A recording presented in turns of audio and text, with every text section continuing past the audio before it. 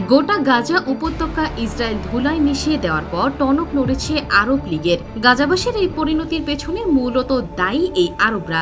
অবশেষে রোববার এক জরুরি বৈঠক করেছে অর্থব এই মুসলিম সংগঠনটি। এতে গাজা দখলের পরিকল্পনা আঞ্চলিক নিরাপত্তার জন্য হুমকি বলে উল্লেখ করেছে আরব বিশ্বের আঞ্চলিক সংগঠন আরব লীগ।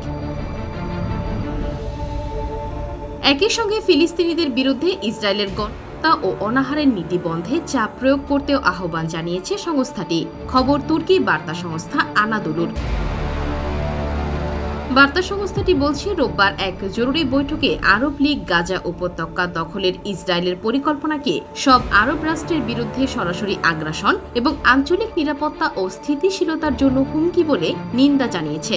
মিশরের কায়রোতে স্থায়ী প্রতিনিধিদের পর্যায়ের এই বৈঠক শেষে প্রকাশিত চূড়ান্ত বিবৃতিতে অংশগ্রহণকারীরা গাজায় ফিলিস্তিনিদের বিরুদ্ধে ইসরায়েলের গণহত্যা ও অনাহারের নীতি বন্ধে চাপ প্রয়োগ করতে আন্তর্জাতিক সম্প্রদায়ের প্রতি আহ্বান জানিয়েছেন।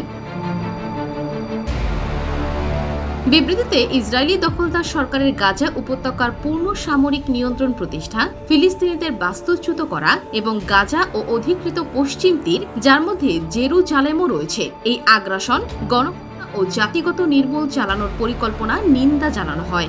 গত শুক্রবার ইসরায়েলের নিরাপত্তা মন্ত্রিসভা প্রধানমন্ত্রী বেনিয়ামিন নেতানিয়াহুর গাজা সিটি দখলের পরিকল্পনা অনুমোদন করে, যা বিশ্বজুড়ে বিভিন্ন সরকার ও মানবাধিকার সংস্থার তীব্র সমালোচনার মুখে পড়ে।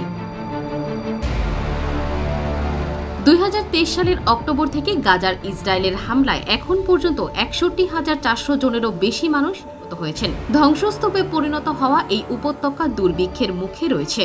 গত বছরের নভেম্বর আন্তর্জাতিক অপরাধ আদালত আইসিসি নেতানিয়াহু এবং তার সাবেক প্রতিরক্ষামন্ত্রী ইয়াওভ গ্যালান্টের বিরুদ্ধে গাজায় যুদ্ধাপরাধ ও মানবতা বিরোধী অপরাধের অভিযোগে গ্রেপ্তারি পরোয়ানা জারি করে। গাজায় ইসরায়েলের অভিযানের জন্য আন্তর্জাতিক বিচার আদালতেও আইসিজে গণহত্যার মামলা চলছে।